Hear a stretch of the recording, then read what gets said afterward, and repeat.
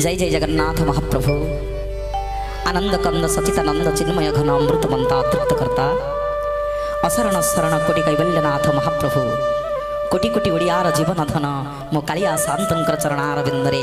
अनंत कोटि दंडवत अर्पण करेंगे। एठी जो ठाकुर रोचंती आंक ना कौन लोके समस्ते कहले ये द्वारिका रुहंती बोली आंक ना द्वारिकानाथ। पुणी बुली बुली जाई पहुँचला रामेश्वर रे सेठी लोक मानक पचारा कला भाई एठी जो ठाकुर अछंती आंक ना कौन लोके सब कहले ये रामंकर ईश्वर बोली आंक ना रामनाथ। पुणी शेष को लोकटी बुली बुली आज्ञा पहुँचला आसिकी पुरी रे सब लोक मानक पचारा कला भाई एठी जो ठाकुर अछंती आंक ना कौन लोके समस्ते कहले जगन्नाथ। लोकटा किछि बुझी पारलानी। देखबा बद्रिका जाइथिली बद्रीनाथ कहले, द्वारिका जाइथिली द्वारिकानाथ कहले, रामेश्वर जाइथिली रामनाथ कहले। लोकटी सीधा सड़क जाई पहुँचला गरुड़ पछपटे कालिया शांत को पचारा कहला मणिमा मु बुझी पारुनी किए आपण आपण कौन पुरीर नाथ ना नाई रे मु पुरीर नाथ नुह ना आपण कौन ओडिशार नाथ ना नाई रे मु ओडिशार नाथ नुह ना आपण कौन भारतर नाथ ना नाई रे मु भारतर नाथ नुह ना आपण कौन एशिया महादेशर नाथ ना नाई रे मु एशिया महादेशर नाथ नुह ना आपण कौन पृथ्वीर नाथ ना नाई रे मु पृथ्वीर नाथ नुह ना प्रभु किए आपण ना मु होउची रसातल भूतल पाताल स्वर्ग मर्त्य आकाश चंद्र मो लोम मूलरे 84 कोटी जीव जगत को उद्धार कलावाला मु जगतर नाथ जगन्नाथ जगन्नाथ जगन्नाथ। कौन पे जगन्नाथ कान नहीं, कौन पे जगन्नाथ आखि अच्छी पता नहीं, कौन पे जगन्नाथ हाथ अच्छी पापुली नहीं, कहीं जगन्नाथ छाती नहीं, कहीं जगन्नाथ पाद नहीं। भक्त भावर कथा जगन्नाथ को भक्त पचारा कला प्रभु आपणकर कान कौन पाई नहीं। कली जुगरे आम जिते तो मंदिर देखुचु जिते ठाकुर देखुचु सब हाथ गोड़ नाक कान आखि अच्छी प्रभु आपण तो जगतर नाथ जगन्नाथ। कान कुआड़े गला आपणकर ना रे सेदिन कान थिला बोली डाक देला मते गज कुंभीरता गोड़ को कामुड़ी थिला धाई गली मु लक्ष्मी की नेकरी गज पाखकु सुदर्शन चक्र रे जेतेबेले मु कुंभीरर बेक को काटिली ना कुंभीर मते हाथ जोड़िकी पचारा कला ठाकुरे मोर तो आपण संगे किसी युद्ध होइनी मु तो आपणकर किसी क्षति करिनी आमे गज कुंभीर युद्ध लागिछु मणिमा आपण कौन पे आसिक सुदर्शन चक्र मो बेकटा को काटिदेले। सेठी महाप्रभु कथा देइथिले कुंभीर को कहले कुंभीर मन दुख करिना रे मन दुख करिना मु जेमिति आज तते बिना कारण रे तो बेक को सुदर्शन चक्र रे काटी देइछि मु आज तते कथा दउछि रे काली जेतेबेले कली जुग रे जगन्नाथ ही अवतार नेबी मोर समग्र शरीर थिबो रे हेले कान नथिबो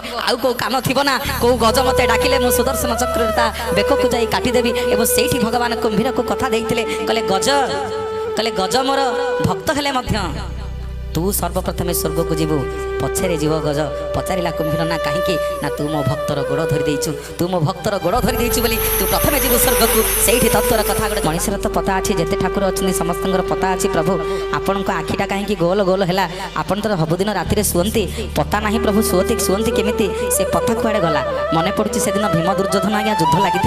भीम जेते दुर्योधन को मारुची दुर्योधन आज्ञा मरुनी श्रीकृष्ण भगवान टे भीम आड़े अनेकरी आखिठार मारिदेले टे आखिठार मारिदेले जे भीम कौन कला दुर्योधन जानभंग करदेला। दुर्योधन से पचारा भगवान को कहला प्रभु आमे तो भीमर मोर युद्ध लगी आपणकर मु तो किसी दोष करेनि मणिमा आपण कौन पे भीम को आखिठार मारिदेले जे आखिठार मारिदेले सी मो जानभंग करदेला। से दिन भगवान आज्ञा कथा देले दुर्योधन को कहले दुर्योधन रे मन दुख करुचु ना हाँ प्रभु मन दुख करिबिनी ना ए जुगरे ए जन्म मु तो ऋण सुझी पारिबिनी ना प्रभु केबे सुझिबे ना काली जेतेबेले कली जुग आसीबो चका चका आखि मोर जोड़िए थिबो रे हेले पता नथिबो समग्र जगत को देखुथिबी आज जो पतारे मु आखिठार मारि देइछि कली जुगरे से आखिरे मोर पता नथिबो समग्र जगत को मु चका चका आखिरे देखुथिबी। पुणी भक्तटे दिने पचारा कहला प्रभु भुवनेश्वर बाहरी पड़ी सकाळु सकाळु जाइकरी पहुँची गला पुरी रे मु जगन्नाथ मु देखिबी केते कोन कहि पकेइबी मोर एते दुख अछि मो पुओ चाकरी करिनी टंका पैसा नाही प्रभु तेल लुण संसार केते कोन भाबिकरी बस रे बसिकरी जाइछि पुरी अरुण स्तंभ परे बाट जाक जाऊ जाऊ जेतेबेले जगन्नाथ मु आज्ञा 500 लोक ता भितरी ध्यान देबे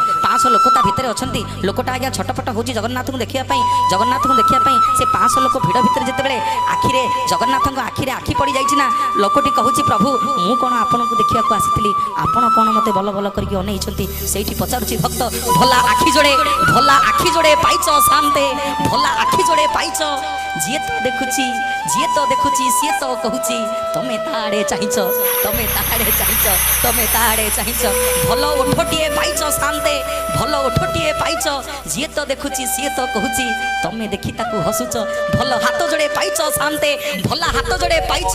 जिए तो जाउची पापी हो बा तपिटिए हो तमे कोड़ेई नबाकू डाकुच एडे सुंदर हाथ दीटा टेकिकी रखिछंती प्रभु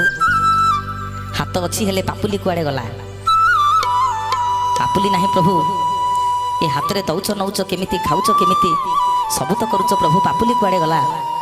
ना रे सेदिन जेतेबेले तृतीया जुगरे मु पहुँचली जाई किस्किन्नारे सुग्रीव संगे मित्र बसिली ଲୁଚି ଲୁଚି ଯେତେବେଳେ ବାଳିକୁ ଧନୁତୀର ମାରିଦେଲି, ବାଳି ମରିବାକୁ ପଡ଼ିଛି, ବାଳିକି କୋଳରେ ଶୁଆଇଲି। ବାଳି କ'ଣ ଆଜି ମାଗୁଛୁ ମାଗେ, ମୁଁ ତତେ ସବୁ ଦେବିରେ। ବାଳି ସେଇଠି ଦୁଇ ହାତ ଯୋଡ଼ି କହିଲା, ଠାକୁରେ କ'ଣ ମାଗିବି,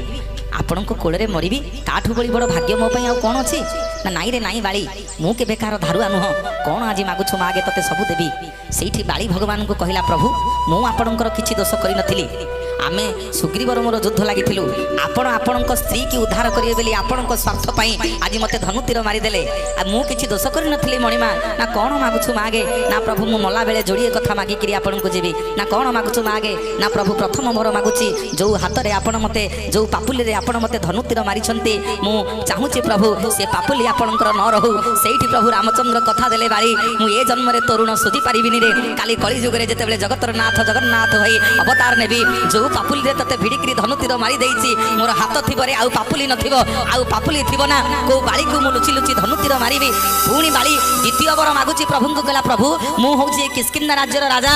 ମୋରି ପାଣି ପବନରେ ଯେତେ ବୃକ୍ଷଲତା ଜୀବଜନ୍ତୁ ଅଛନ୍ତି ସମସ୍ତେ ବଡ଼ ହେଇଛନ୍ତି, ଆପଣ ମୋତେ ଧନୁତୀର ମାରିଲେ ମୋ ମନ ଦୁଃଖ ନାହିଁ, କିନ୍ତୁ ଯେଉଁ ଗଛ ପଛପଟେ ଛିଡ଼ା ହେଇକିରି ଲୁଚି ଲୁଚି ମୋତେ ଧନୁତୀର ମାରିଦେଲେ, ସେ ବୃକ୍ଷଟା କେଡ଼େ ବେଇମାନ, ତା ରାଜ୍ୟର ରଜାଙ୍କୁ ମାରିବା ପାଇଁ ଆପଣଙ୍କୁ ଲୁଚେଇ ରଖିଥିଲା। ମୁଁ ଆଜି ମଲା ବେଳେ ସେ ବୃକ୍ଷକୁ ଅଭିଶାପ ଦଉଛି, ସେ ବୃକ୍ଷଟା ଭାରି ମିଠା, ଭାରି ଫୁଲେଇ, ତାର ପାଦଠାରୁ ମୁଣ୍ଡ ପର୍ଯ୍ୟନ୍ତ ସମଗ୍ର ଶରୀର ପିତା ହେଇଯାଉ, ଯିଏ ତାକୁ ପାଟିରେ ଲଗେଇବ ସମସ୍ତେ ତାକୁ ଥୁ ଥୁ କରନ୍ତୁ। ପ୍ରଭୁ ରାମଚନ୍ଦ୍ର ତଥାସ୍ତୁ କରିଦେଲେ। ଯିବାକୁ ବାହାରିଛନ୍ତି, ବୃକ୍ଷଟି ଗୋଡ଼ ତଳେ ପଡ଼ିଗଲା। କହିଲା ଠାକୁରେ ଭଲ ଆପଣ, ଆପଣ ଯିବେ ଆପଣଙ୍କ ସ୍ତ୍ରୀକି ଆଣିବେ, ମୋତେ ବାଳି ଅଭିଶାପ ଦେଲା, ମୋ କଥା ବୁଝିକିରି ଯାଆନ୍ତୁ। ସେଇଠି ପ୍ରଭୁ ରାମଚନ୍ଦ୍ର ସେ ବୃକ୍ଷକୁ କୁଣ୍ଢେଇ ପକେଇଲେ, କହିଲେ ମନ ଦୁଃଖ କରିନା ରେ ବୃକ୍ଷ, ମନ ଦୁଃଖ କରିନା, ତୋତେ ଯେମିତି ଆଜି ବିନା କାରଣରେ ବାଳି ଅଭିଶାପ ଦେଇଛି, ତୋର ସମଗ୍ର ଶରୀର ପିତା ହେଇଯାଇଛି, ତୋ ଭାର ମୁଁ ନେବି ରେ। କାଲି ଯେତେବେଳେ କଳି ଯୁଗରେ ଜଗନ୍ନାଥ ଅବତାର ନେବି, ସମଗ୍ର ଜଗତ ତତେ ଲିମ୍ବ ଲିମ୍ବ ବୋଲି ଜାଣିବ, ତୋରି ଦେହରେ ମୋ ଶରୀର ତିଆରି ହବ, ସମସ୍ତେ କହିବେ ତତେ ଜୟ ଜଗନ୍ନାଥ, ଜୟ ଜୟ ଜଗନ୍ନାଥ, ଜୟ ଜଗନ୍ନାଥ।